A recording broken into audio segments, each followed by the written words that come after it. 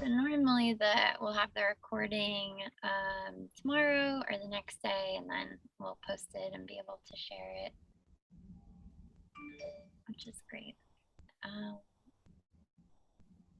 Karim, is that? I'm hearing text sound. Yeah, that's me. I'm sorry about that. Okay. I'm still getting used to the whole Apple thing. Oh my gosh. I've always been a Samsung guy, so please And excuse me. that button's so teeny on the side. Well, I don't know. My phone's really old, so maybe they don't even have that little button anymore. You know what? Here's what I'm probably gonna do. I'm actually gonna turn it off. See if unless it's absolutely Going off urgent. the grid. Yeah, Yeah, everyone's here, so I didn't even know it was that loud. I'm so sorry. don't be silly. It's totally okay. We need our So technology. yeah, the miracles of modern technology, and we still can't. And we're still waiting to bomb each other back to the Stone Age. Oh my I'll goodness. save that. Let me not proselytize. Let's save that for another time. That's a different webinar. Exactly. Hey everyone, thank you for joining us. We're just going to give it another minute while folks filter in. We're excited you're here. Happy to be here. Yes. I heard that it snowed in New York this morning. Did anyone see it? Briefly, Yeah. like flurries. It wasn't. It was kind of unnerving. It's coming. Yeah, winter isn't coming. Winter is here. Yeah. It seemed like it. The sky looked particularly snowy, like it would snow. I think I missed it. I had stepped out. I stepped into the LGBT center to just escape this because I was just not ready to deal. Hmm. With the elements. Yeah. Yeah. Is there Here, a delay? Am I getting a delay? Is there a delay with me? Nope. No? Okay. I don't hear it. Okay. Maybe it's just me. There's a delay in here. Okay. End of day delay. In my here, not yours. A lot gets lost. Hello to everyone that is joining us. We're going to get started in just a minute.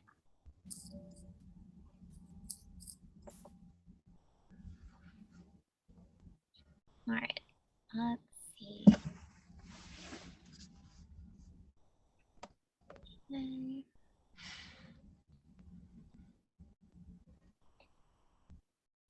Well, people are still joining, but I don't want to start too late, so thank you to everyone for being on time. I'm gonna kick things off, so welcome. Thank you so much for joining us this evening on Giving Tuesday. We're so glad that you're here. My name is Kelly Cobb. My pronouns are she, her, and I'm the VP of Giving at Bombas.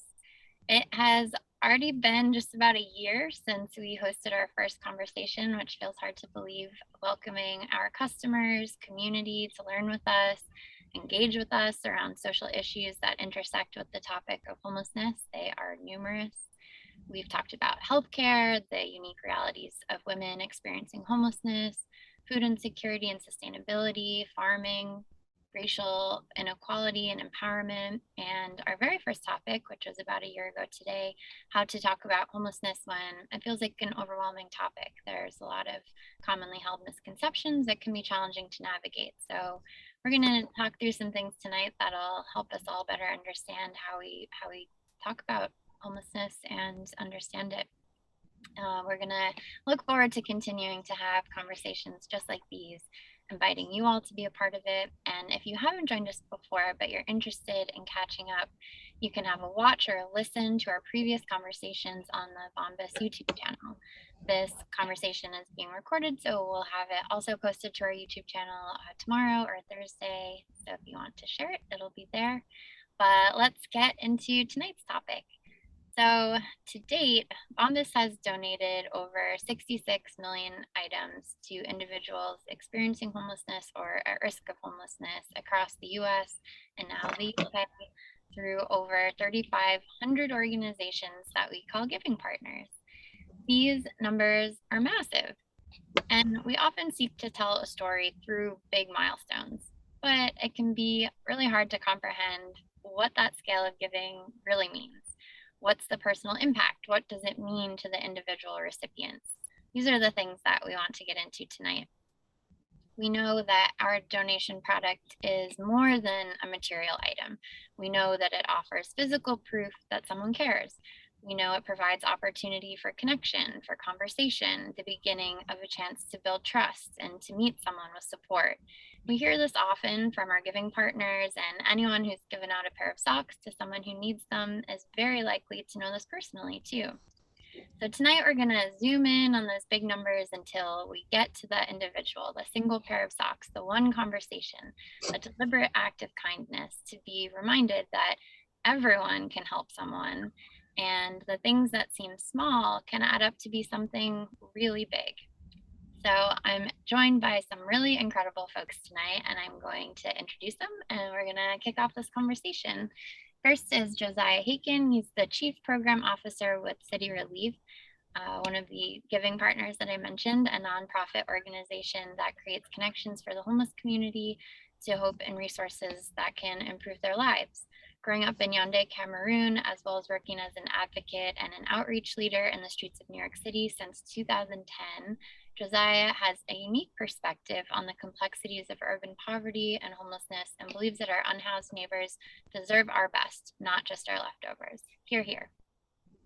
Josiah often leads workshops and webinars to equip and empower people to see their homeless neighbors and engage them with intentionality and compassion. He holds a master's degree in ministry, leadership, and culture from Fresno Pacific University, and currently resides with his family in northern New Jersey.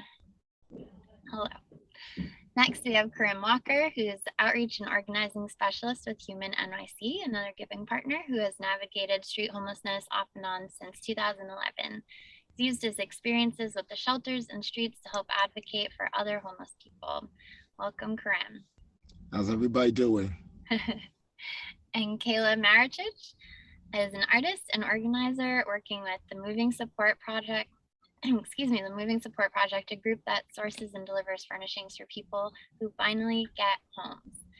Moving Support Project is an initiative of Home is a Human Right, and it's a network of housed and unhoused volunteers working together to help people get and create homes and making media about what it's like to live without one.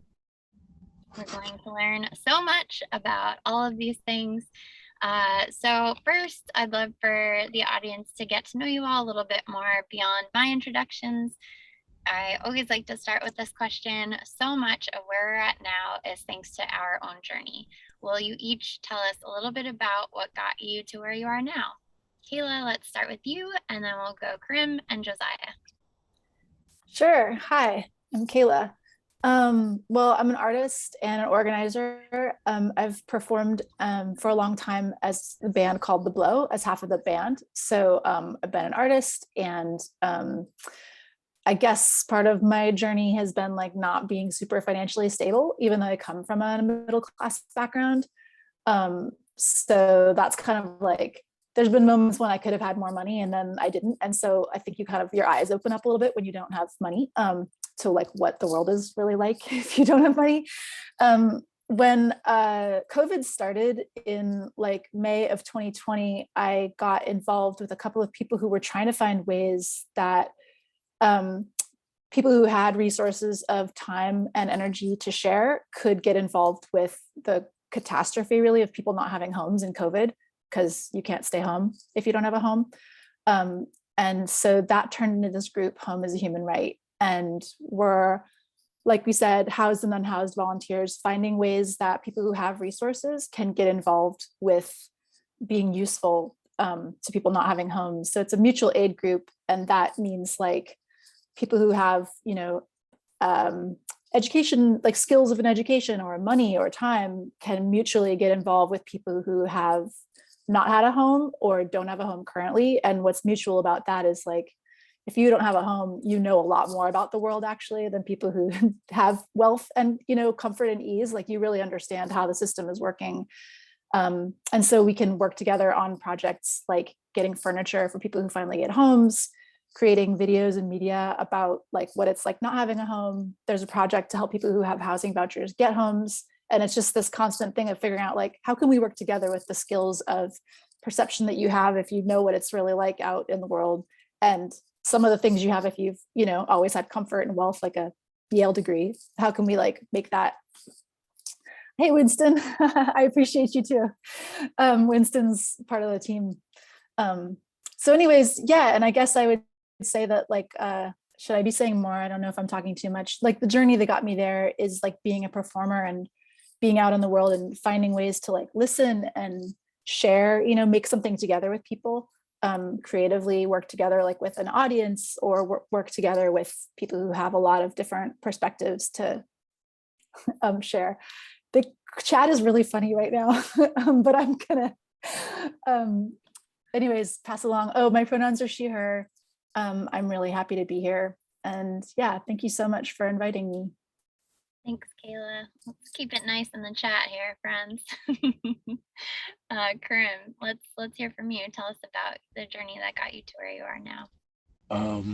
I became homeless for the first time back in 2011. I'm not going to spare you the details. I will not divulge too much about it, but the past decade or so, roughly the past decade, the 2010s more or less, saw me shuttle between housing and being unhoused off and on periodically. And then finally in 2015, I entered into the New York City shelter system, was shuttled, basically spent 2 years, just about 2 years in the shelter system in New York City, living in shelters in Manhattan, Brooklyn, and the Bronx.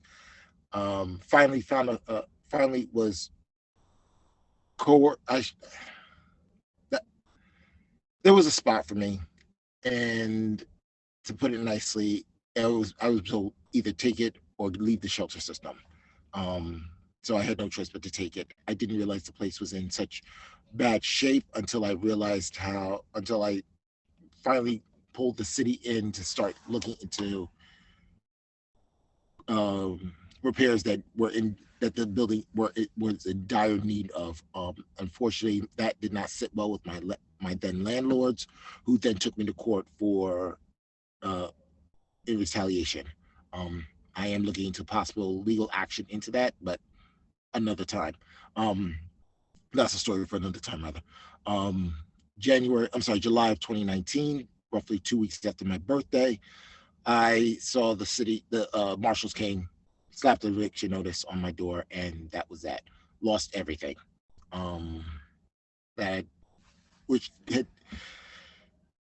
I eventually met Josh Dean from Human.nyc, who gave me a very beautiful pair of black socks. Unfortunately, I don't think I have them anymore because I think I wore them out. They were so good. But Josh has been such an angel ever since. And as a result, it was he, along with some amazing people like Craig Hughes over at the Urban Justice Center and Claudia Irizarry over at the City.nyc, the news magazine, who really advocated for me and were some of my biggest cheerleaders when I finally got my apartment last year, right before Christmas, the best Christmas present I've ever gotten. And I've got some pretty awesome ones, but this is probably the best one. And the rest, they say, is history. And I feel like because I was given this chance to finally come home, I have an opportunity and I have a responsibility to pay that forward to those who've probably experienced homelessness even longer than I have. I mean, if you look at the grand scheme, I've been on and off on the streets for a grand total of 4 years. There are probably people who've done homelessness a lot longer than that, and they're probably no better off than when they started their homeless journey. So I feel like this is an opportunity for me to pay this forward as best I can in any form I can. And I'm very excited to be here to tell my story. My pronouns are he, him, by the way. And let's take it. Let's go. Let's do this. Thanks, Karim. Welcome, Josiah. Thank you. As you can tell, Corey in the chat, he works with me and mildly appreciates me. So that's about all I can expect from the general public. So I won't try not to talk too much because Karim and Khaela have so much to offer. But I grew up in West Africa. My parents were missionaries, and I ended up just observing different, being the privileged white person in a developing country definitely will impact you. Unfortunately doesn't impact enough people in the right direction, but it impacted me to be able to recognize just how lucky I am and how good I have it. And when I moved back to the US as a freshman in high school, I got sort of discontented with the just being in a world where you have the haves and the have-nots. And if you're a have, you get to just experience everything the world has to offer. But if you're a have-not, you're just screwed.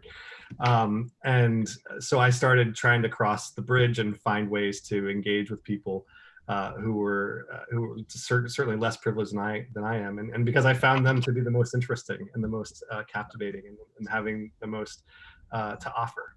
I ended up moving to New Jersey, finding this organization that took a bus into the streets and offered a meal and connections to people in the street. And honestly, I just fell in love with the people. I remember my first outreach was in East Harlem, and we parked in front of an African hair braiding salon. And it was so funny because these women they spoke African French, and that's what I speak growing up in Cameroon. And so they were very, very confused when this white dude started speaking to them in French.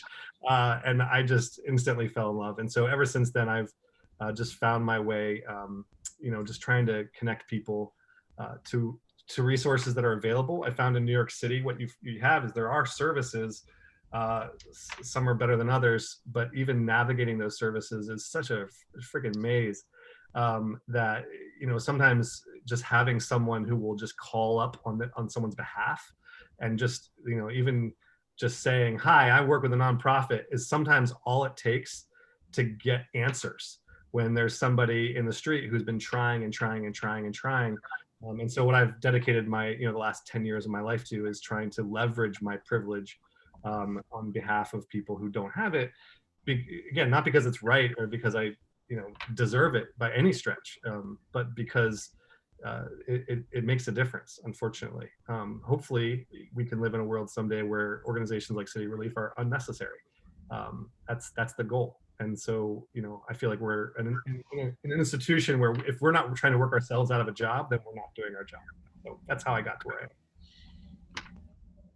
Thank you so much. And I can confirm that with regard to the importance of calling up on someone's behalf, I got a lot of practice of doing that. And at first I would try to explain Bombas and that I worked there, but that I was connected to people who are experiencing homelessness. And they're like, what are you talking about? And then I just started saying I'm a volunteer advocate, and they would be like, okay, here's everything you want to know. And it was unbelievable. So it just, you really can take a stand on behalf of someone with a little bit of confidence, and I've seen it pay off. So Khaela and Karim, you both have a connection to the Moving Support Project, and I think our audience would love to hear a lot more about what that is. So Khaela, will you start us off telling us a bit about that project? Yeah. So it's the first thing that we got off the ground with Home as a Human Right. Oh, and by the way, Home as a Human Right is just a network of volunteers. We're not a nonprofit. We don't have any money. Nobody's paid. We're just some people who are trying to work together to confront this crisis. Like the wrongness of people living outside and not having homes is just so wrong. And I think most people feel it, you're just like, this is wrong, and then don't know what to do. Like you've talked about, Kelly. Yeah, it's mutual aid. But so the first one we got off the ground, the first project we got was, realizing people get apartments and then need furniture, and furniture is really expensive. And in New York City, there's this practice of just setting stuff outside. So you kind of walk around the city, especially wealthier, neighborhoods with more financial resources. And you have this sense that the furniture is here. We just have to get the furniture to the apartments. And it's often really nice stuff. Like my house is mostly furnished with stuff that I found on the street in Brooklyn. So we worked together with this group called New Alternatives for LGBT Homeless Youth, who I know have received Bombas socks. And they help people get housing. So they connected us with people who needed housing and helped us rent the trucks. And we just started recruiting volunteers with a group called Mutual Aid NYC. The Moving Support Project is like kind of nested with them, and was able to draw from the volunteer base. And so we have a small team that and always can use more people who want to volunteer, just to like show up and move the furniture or connect as a liaison, like I got to do with Karim. Like find out what a person needs, visit their place, find out what their style is, like what's their fantasy, and then either find stuff outside or we connect with Craigslist and ask people to donate. We're working on getting a storage space so that we could like amass more furniture. We have the fantasy of like shelves of toasters so that we could just like save the time of having to find stuff and just like bring it to people. But it's super fun to begin with. Like a moving day is really fun. And it's a fun way to like get to know somebody and have like a reason for communication and, you know, conversation beyond just like, you know, serving a meal if you volunteer or something with people who are homeless. Like if you're talking about someone's design choices, it's kind of like an episode of something on HGTV, you know, it's like a design challenge. Like what kind of home are we going to make here? And Karim's place was really fun. And we found some really beautiful pieces, I have to say. And it was fun to like work on, you know, your sort of like 19th century gentleman style a little bit, like, because you talked about like your literature tastes and really being into Henry James. Yeah, so maybe I'll pass it to you to share your perspective on it, Karim, but it was super fun. And also just design challenges are fun. It's so fun to like make a room happen, you know? Well, I mean, first of all, I want to thank Khaela and Home is a Human Right for all that they did for me. I got some very beautiful furniture, especially my bed. Wow, to sleep on a bed. Woo! It still feels surreal after all this time. We made sure you had a nice mattress too. Like for that, I'm so very thankful. Yeah, like there was a couple on Craigslist, and I was like, no, Karim, we gotta get him something like it's tough to needle, it's fancy. Yes. Because one of the things that really struck out that I guess caught Kayla's eye was a Le Creuset Dutch oven that I had bought a couple of weeks prior, about back in September, which had been sitting on top of my oven, on top of my stove, and she and Genevieve, their eyes just like, what? He's like, we got to get him something nice. And to be honest, the Le Creuset had been one of the Le Creuset Dutch oven had been one of the first things I promised I would buy once I got my apartment, because it was just the craftsmanship, being able to talk about it, just make people just blow their minds. I just wanted it to be a home and not just a bachelor's pad. And Khaela, Genevieve, you guys really made that possible, and I cannot thank you enough for all that you've done. I mean,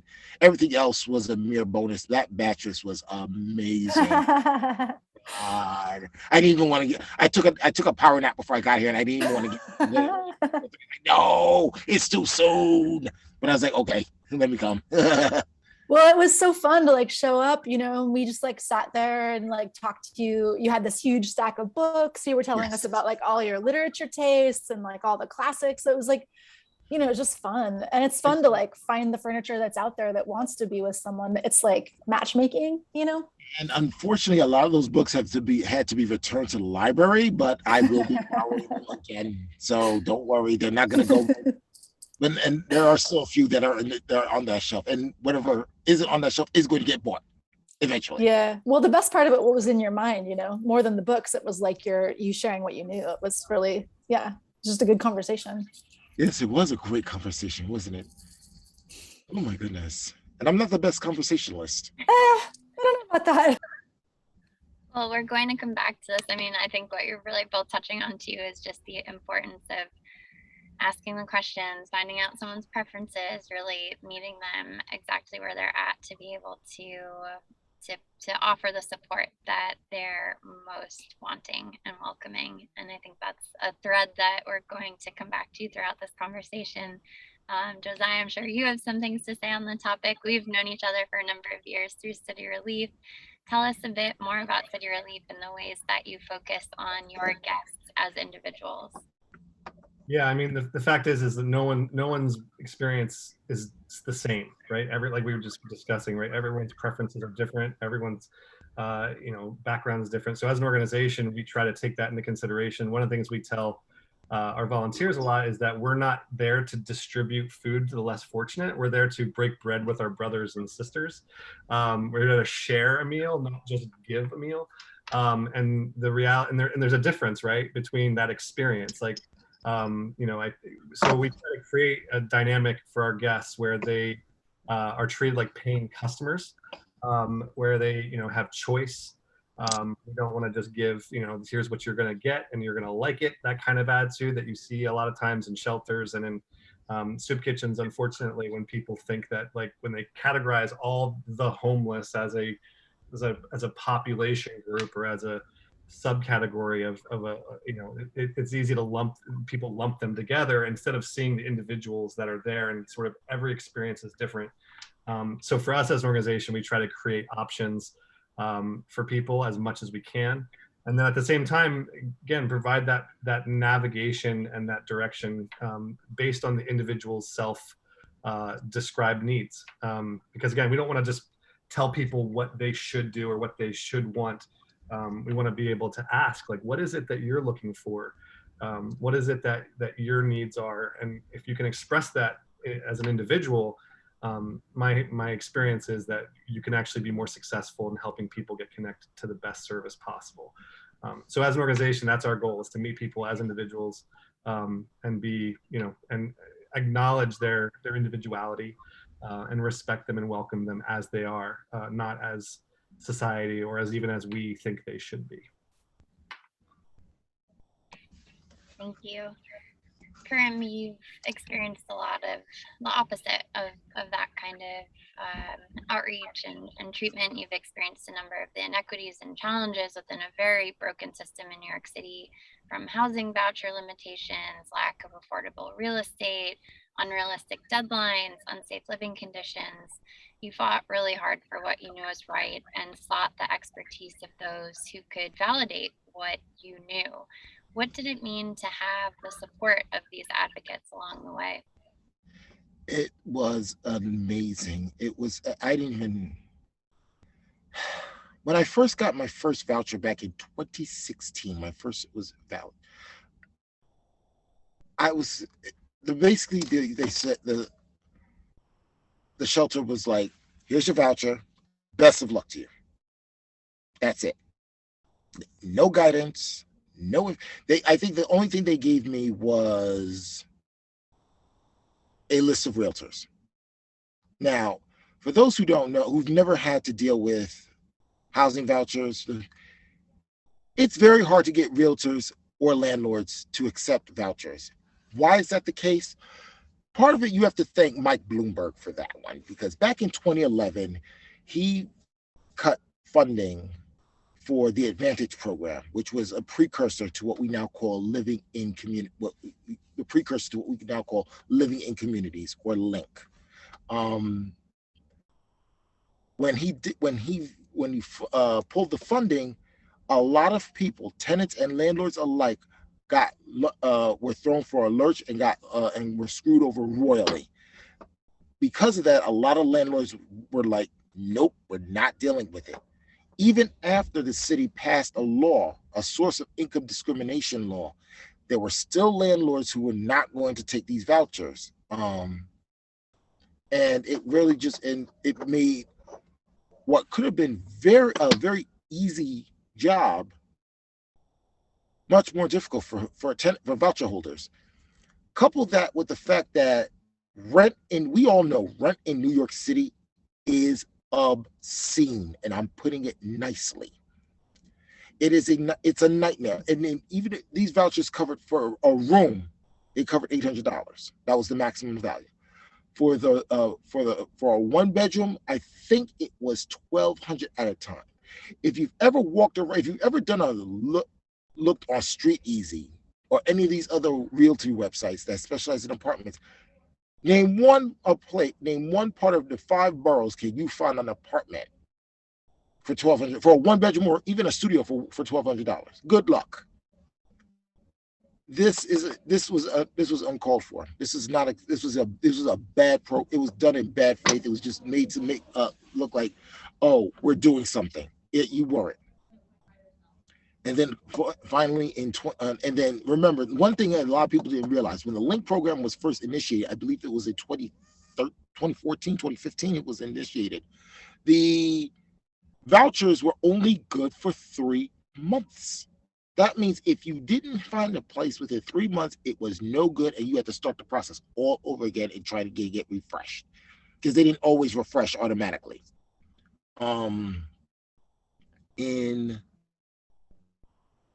It got to the point that in 2017, midway through summer of 2017, the housing specialist at the Eddie Harris Men's Shelter in Bushwick, is it Bushwick or Eastwood, New York? I think it's actually Bushwick. Took me out to see an apartment in East New York, which was in a building that a friend of hers had owned.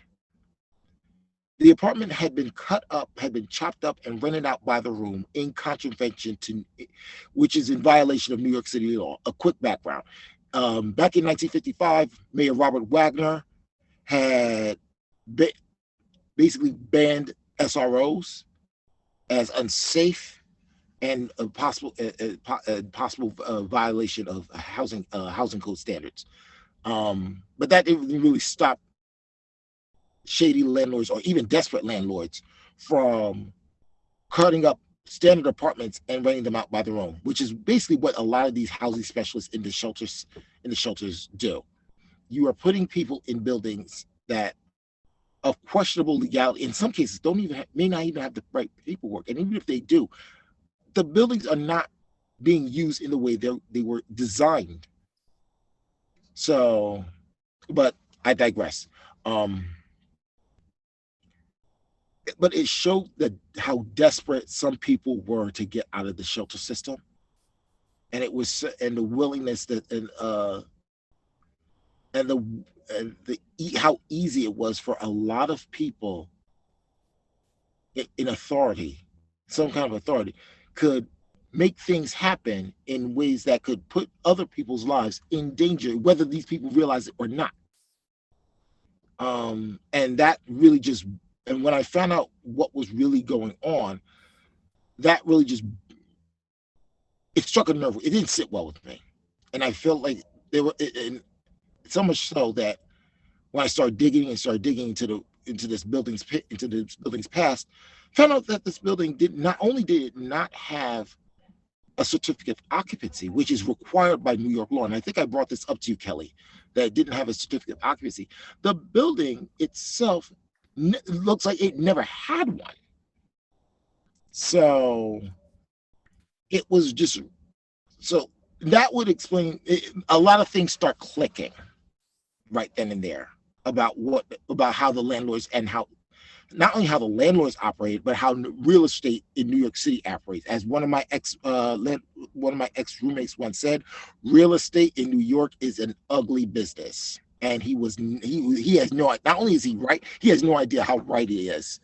Yeah, I feel like that's the thing, like that, like something that I've learned is like coming from an upper middle class background, I always kind of had the sense of like, I'm privileged. Like I don't have to, I don't know, it's only good to have wealth.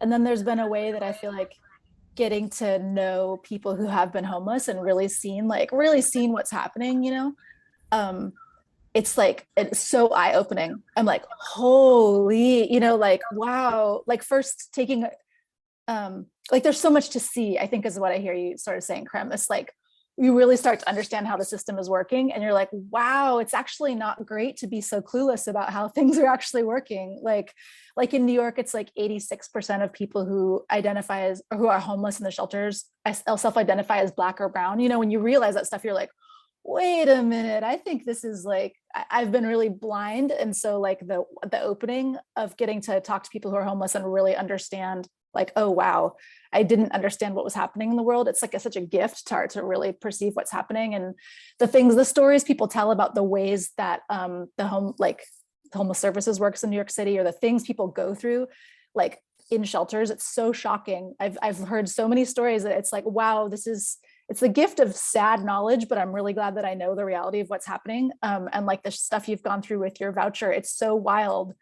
But yeah, it's a gift to hear it and understand it and start to be able to work on what's actually happening. The crazy thing is it's also so normative. And that's Yeah. the bizarre part, right? Like it's the bizarre, like every single situation, like you talked, I remember in 2011, I had a woman approach me who said she was living in her apartment for 25 years, no problem. But then she was getting evicted because the financial advantage program was slashed, because someone thought it would be a good idea to save money by cutting subsidies that help people pay their rent. Yeah. In a city with the Callahan law, with a shelter where shelter is a right, and not thinking, wow, these people may actually just get moved from their apartments to the shelter system. And like overnight, just the shelter numbers ballooned because all of a sudden all these people were getting evicted. Exactly. And then they had nowhere to go because the cost of living was skyrocketing, and these vouchers, those link vouchers, I talked to like hundreds of people with those link vouchers where they're basically like toilet paper. I'm like, this is useless, because if you could have $800 a month, like you're saying, Karim. So just the idea that this is normative, this is not just, I mean, it's an individual reality, which is tragic and heartbreaking. But then the minute you start talking to somebody and then you realize, wow, this is actually just the way it is. Yeah. Exactly. And like you said, I mean, when we talk about homelessness, what we're seeing here in New York City is roughly 5 decades of failed policy in action. The end result of roughly 5 decades of failed policy. Whether you go to the Bowery, whether you're in East Harlem, whether you're in Times Square, doesn't matter where in Manhattan, or even any other the outer boroughs like Brooklyn or the Bronx, you're going to see the same thing going on. Failure to invest in local communities, failure to invest in the people. And this is just, for those who are watching who really don't know New York City history, I'm gonna give you a quick crash course. Maybe you might have seen a running gag, a New York Times, the front page of the New York Daily News. I believe it's from 1975 or 1976. Ford to city drop dead.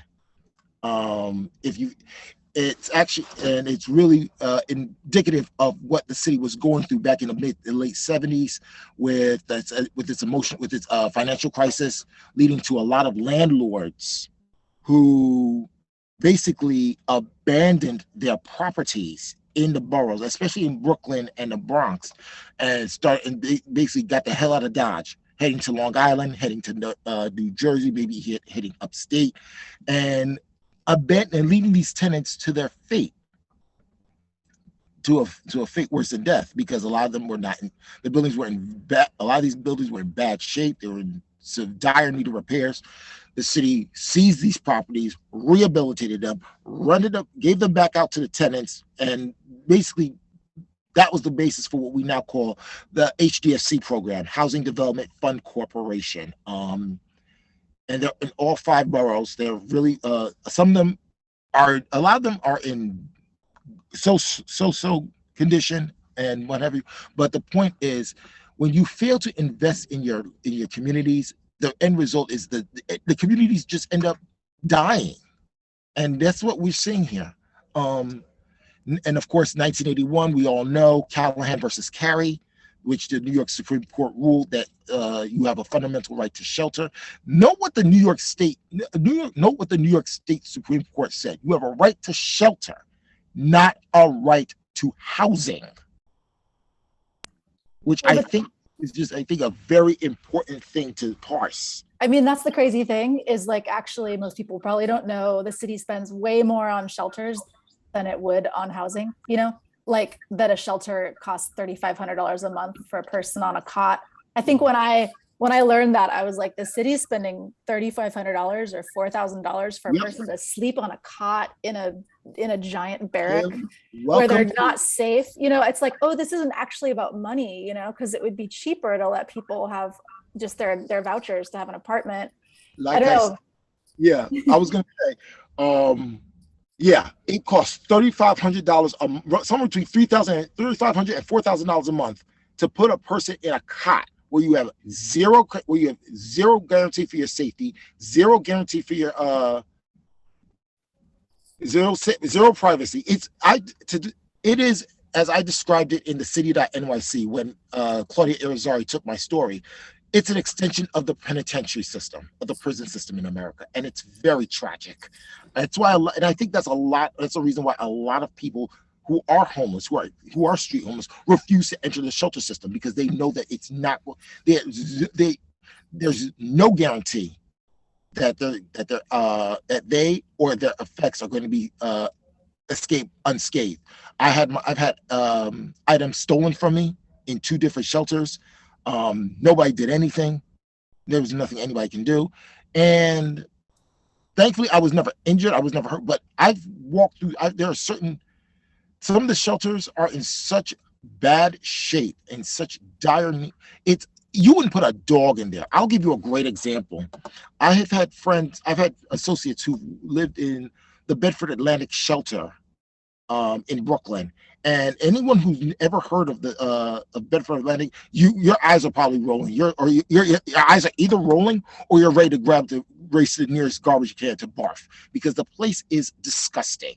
And I've heard stories of human waste being left around on the floors. I've heard stories of showers not working. I'll probably give you a better example. The last shelter I was doing, the Eddie Harris Men's Shelter, the staff locked bathrooms in some cases for days on end in the name of saying they were cleaning it. But when they reopen those bathrooms, they're no cleaner than they were originally. In some cases, they might even be dirtier. So it's like, what's going on? What kind of policy do you have that people? Karim, I'm gonna bring it back to you. Thank you so much for sharing all of this insight into the experience. I mean, it's absolutely atrocious, and I think this is one of the barriers that folks are needing to understand how to overcome to really help folks navigate the system that is behind the scenes. So many people don't have visibility into, and it makes it really challenging. I want to talk about some of the experiences that are hopefully a bit more positive, that can help folks get some of the supportive services that they need and the support to navigate between, what is a shelter system that is extremely trying, as you've described it, and understand ways that they can navigate around that. I want to talk about socks for a minute. So when guests come to City Relief Outreach, for example, they know that they can expect a pair of socks, among other things like hygiene kits, soup and beverages, also lots of support from their amazing staff and volunteers. I know that Human NYC outreach specialists also often carry socks. Karim, I know you do, with which to make an introduction or an offering to folks. I want to talk about what it's like to get and give something super simple like socks. Josiah, would you weigh in on that a bit? Yeah, absolutely. So the fact is when everything seems so overwhelming, right? When people think that, like, when a lot of people think of homelessness, they hear about the shelter system, they hear the horror stories. A pair of socks, what it does is it reminds someone that they are seen. It reminds someone that they are not invisible, that their struggle is not that their struggle is real.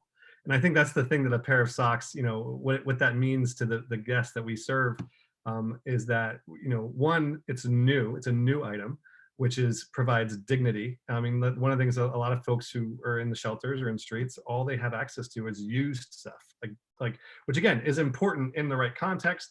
in the right way, that it's being done. I know that the way that Khaela describes what they do is completely different, right? I'm not knocking new stuff, but being able to provide a new pair of socks to somebody, and when someone's in the street, they're walking all the time, they're on their feet all day, all night. And exactly. So, and the reality is that when your feet, if you don't actually get the chance to rest with your feet horizontal, blood will drain to your feet. And if your feet get infected, or if your socks get wet, your shoes get wet, you don't have access to laundry services, it can be really detrimental to your ability to function, your ability to get to that job interview, to be able to get to that food service location you're trying to get to, or the library, or whatever. So a pair of socks is not just a pair of socks. A pair of socks is actually it's an access point for connection, for relationship. And that's why we just love working with Bombas so much, because it allows us to provide the dignity of that human connection. So for us, the giving socks is a simple, easy way for someone to engage someone in the street without like a high bar of expectation. And I think that's the thing that a lot of people forget, is like, you don't need to do everything for that person who's panhandling. You don't have to do everything. You don't have to get that person an apartment. But what you can do is you can see them, you can acknowledge them, and you can offer an item that they need, they likely need. If it's important to ask first, but also that acknowledges their humanity and their worth in terms of a new, clean item that will remind them that that they exist, and they're seen, and they're valuable. So that's, for us as an organization, that's why we love giving out socks. And it's something that anybody can do, no matter what your comfort level is, no matter what your experience is, or what your take is on homelessness. You can always offer someone a pair of socks. Absolutely. And if I could go a little bit further, I think a lot of people go, and when I first started giving out socks, it reminded me about how so many people forget that homeless people are still human beings. I'll paraphrase myself in an article recently. No matter what your station in life is, you are still a human being, and you are still entitled to be treated with the respect and the dignity that is afforded you as a human being. And I think a lot of people who've never experienced homelessness seem to forget that, homelessness is not this big monolith. It's not this great unwashed. There are a lot of people. Here's a statistic that really blew my mind recently. Roughly 40% of homeless people, I believe, homeless people in New York City are gainfully employed. That should blow your mind right now. And if it doesn't, I don't know why. And the reason why I bring that up is because we tell what's the first thing that people say when we tell them that they're homeless? Go get a job. What kind of job can you get when you have to pay for when you're already gainfully employed, mind you? You have to buy shoes, clothing, maybe even a coat or what have you. You have to get transit to and from that job. And what it's unfathomable how can you be so irresponsibly callous to tell somebody go get a job when you've never experienced homelessness a day in your life like that? Which is brutal, obviously, right? And there's so much more to it. And I think one of the things that certainly that's a mindset that maybe is hard to shift. Maybe there are conversations like these that can help shift someone's mindset, or even someone that's a part of this conversation, and then in conversation with another person can sort of stand up and offer a correction of thought, or a different perspective perhaps. And that's important, just even thinking about the language that we're using, and the conversations that we overhear, and how we're engaging with them. But that aside, I think one of the reasons that a lot of folks struggle around, what to say, what to do, is that they feel overwhelmed around the idea of helping, or discouraged by the process. So I want to talk a little bit about what makes it hard to help someone. Why, if I want to offer help, why is that hard sometimes? And what's the best way to help someone? I want to think about it with that context of why it might feel challenging. Khaela, you want to jump in first? Yeah. Well, I think the first thing for me that being involved with the homeless rights movement and home as a human right, has been learning that I have a lot of prejudices, and to actually break down like my sense of what it means to be homeless has been brainwashed really kind of. And it's like this idea that like you've done something to deserve being homeless. I think there's just a lot to break down and break through. So kind of like going into it being like, oh, okay, well, if I want to help somebody, the best way to help someone is to find out what kind of help they want. And in order to build the trust to find out what kind of help someone wants, you have to actually like come into it and build a relationship.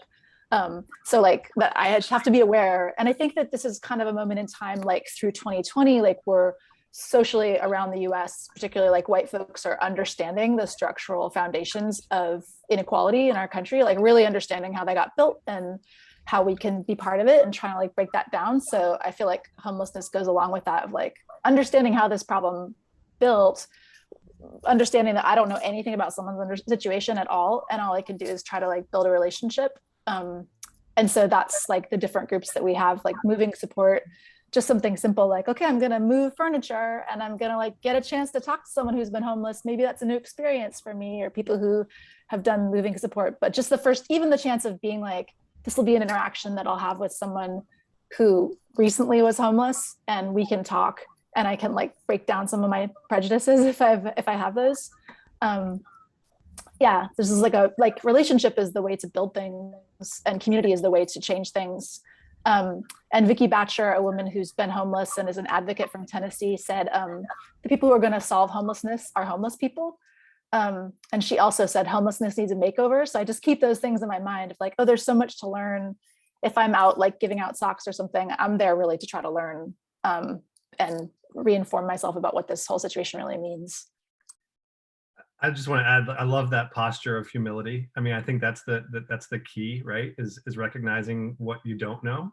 And I think a lot of people get overwhelmed. I talk to volunteers a lot who, they want to help, they want to engage, but they just don't know how, and they're scared. There's a lot of fear because of a lot of the stereotypes and a lot of the press around homelessness that sort of paints this picture of this dangerous person or this scary person, and it's built on just prejudice and stereotypes is really what it's built upon. But you won't figure that out until you kind of step over that hurdle.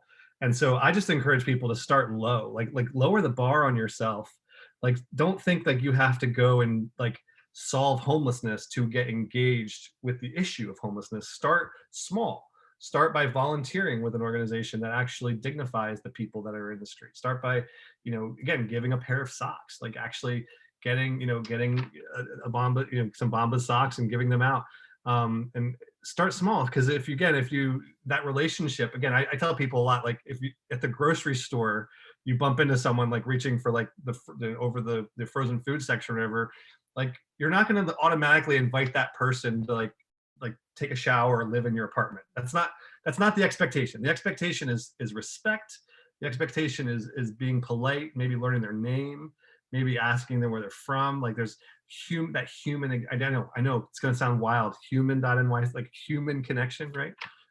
So lowering the bar on yourself though, as a volunteer, as a passerby, you don't have to solve homelessness to do something.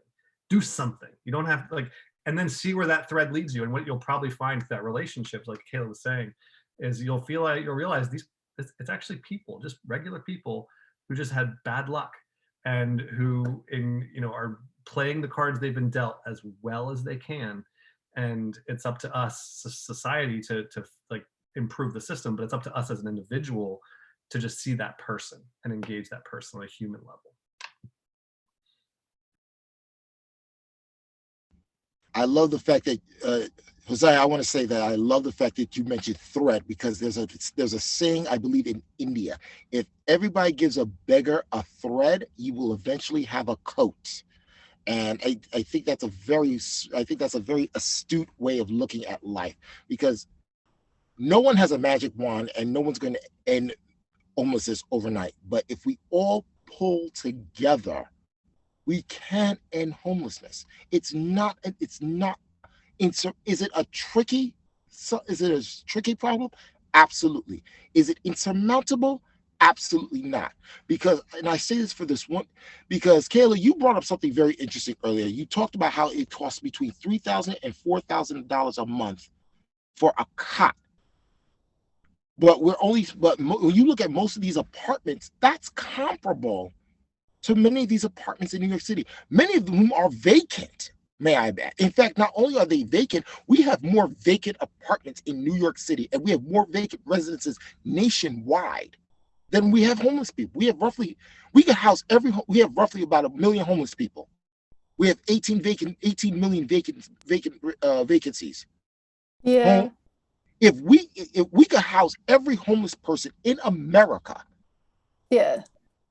and we could still have a housing stock that could do right for the next generation.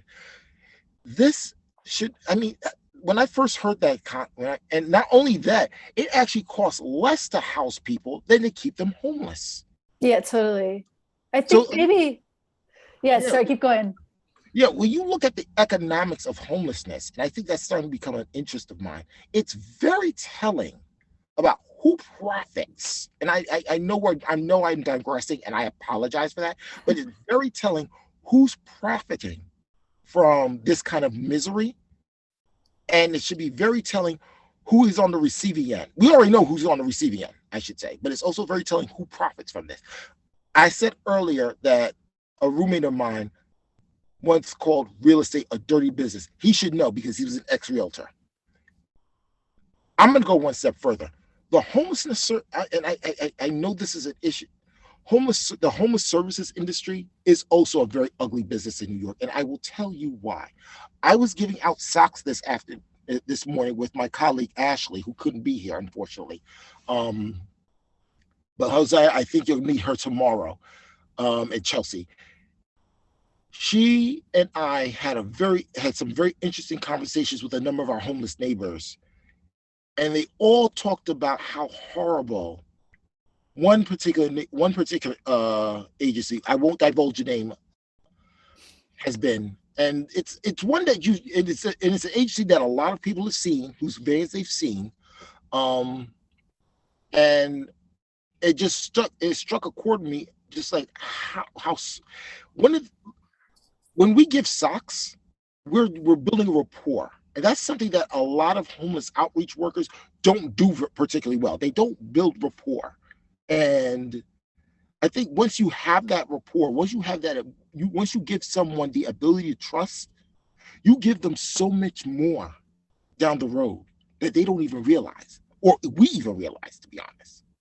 And I think I'm going to stop right there because I'm rambling now. No, that was an excellent point, Karim. And I think that common thread that's been running throughout this whole conversation is the importance of that relationship building rapport, creating a bit of trust that can help move someone to a stage where they can be offered the support that they might be willing to accept and welcome. That can really help someone take that next step, in addition to hopefully filling lots and lots of vacant apartments. So we have 2 minutes left, but we're going to do one more lightning round question with these last 2 minutes. This is magic wand. If one thing could be different about the systems that seek to aid folks experiencing homelessness that would have a drastically positive impact, what would you change? I would probably give every homeless person an apartment right now, a vacant apartment, all their own. Because, like I said, we have more vacant apartments than we have homeless people. We could easily just end homelessness. Like, if we put our minds together and stop putting roadblocks up, we could easily end homelessness in New York City. New York City could be a paragon of what a big city without a homeless problem can be. Right. Yeah. And like Corey said, with a housing first approach, we could then be able to bring the supportive services to folks who are then comfortable Exactly. and safe and Because, resident. because as I said in a hearing last year, housing is much more than just housing. Housing is health. Housing is hope. Housing is economic stability. And if Absolutely. you have those things, you could take it. You can go on with your life as normal. Can I Khaela? go? Oh yeah. Well, I guess like homelessness right now is built on the foundations of inequity that the US was built on. And it's the way that it's administrated in New York City and other places, it's being used to maintain those systems of inequity. Some people get nothing at all, some people get a lot. So what I would love to see, yeah, the change would be like give people housing, guarantee housing. We can afford it. We spend $3 billion a year on shelters in New York City. It's unnecessary, but there's that idea of like, well, if we give everybody what they need, how's the system going to keep going? How will capitalism's wheels keep turning? But I think just that you get a home and it's safe and we don't use that to profit. Some people make a bunch of money off of people's misery. That's a big one. And the thing about socks, yeah, and like we don't have to start that today. Even just thinking about it, I know it's scary. You're like, oh God, we're thinking about the whole system of inequity. But like, no, like maybe just first step is just like next time you see somebody without a home, think like, wow, I wonder what their situation is. I wonder what they're dealing with. Maybe they use drugs or, but there's lots of rich people who use drugs and have homes. They just don't have wealth, like just maybe the tiny thing is just like, oh, what are they like? Maybe they're a nice person. They probably are. Maybe not, who knows, but they're human, I would just say, because homes is the obvious answer, right? That's yes, they need homes. I would say, if I'm just offer a different thing, is even change the mindset around homelessness. If we could get people to shift how we blame people for the situations that they've inherited or that we thrust upon them, I think that would change things systematically, because then we would actually have the incentive to change the system if we actually change the way we think about people who are experiencing homelessness. And that's free. We can change our minds for free, which is pretty cool. I wish we had more time. Thank you, Josiah, Khaela, Karim, for being part of this conversation. Thank you to the active chat participants and for everyone that was here to listen. We're so appreciative and hope that you took something away from this conversation that you can bring into your world tomorrow and share with others. We're very much look forward to the next conversation. I hope everyone has a great evening. There's some nice notes in the chat for our participants. Have a look before you sign out. Thank you so much for having us. Absolutely. I'm going to click over to the green room link. It's totally optional, but I'll be there and I'm gonna close out this room. Good night, everyone.